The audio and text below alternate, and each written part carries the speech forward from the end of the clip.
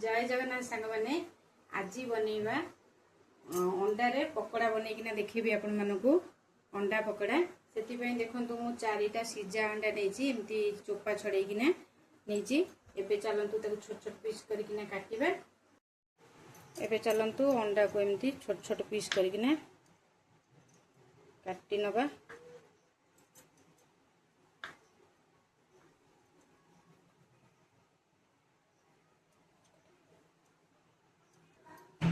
देखो मु अंडा को एमती छोट छोट कर सब काटिदेली।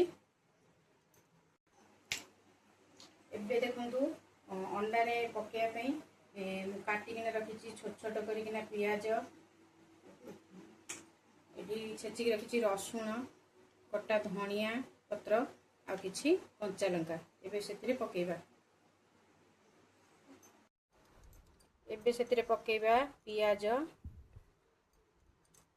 रसुण छेचिक रखिली ताको पकेइबा कटा धनिया पत्र कंचा लंका। एठी मु सब गोटे प्लेट रे मसला सब नहीं एठी हैला काश्मीरी चिली पाउडर एठी हैला चिकन मसला स्वाद अनुसार लूण हलदी गुंड अल्प किछि एठी हैला गोलमरिच गुंड एबे सब तादरे पकई दबा।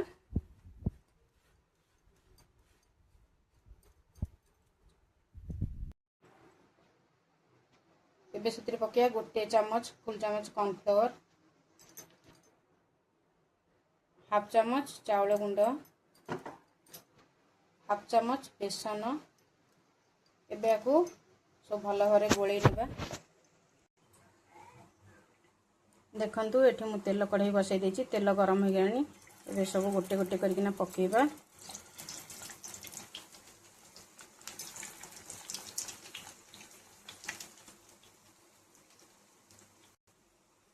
तो देखंतु हमर एबे अंडा हमर हेई गलानी अंडा पकड़ा हमर हेई गलानी एबे गोटे प्लेट को काढी नबा। सब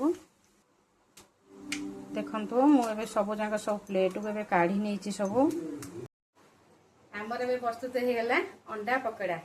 देखंतु हमर पूरा रेडी हला अंडा पकड़ा। एबे टेस्ट करी देखिबा केमती हेछि। एबे टेस्ट करी देखिबा अंडा पकड़ा।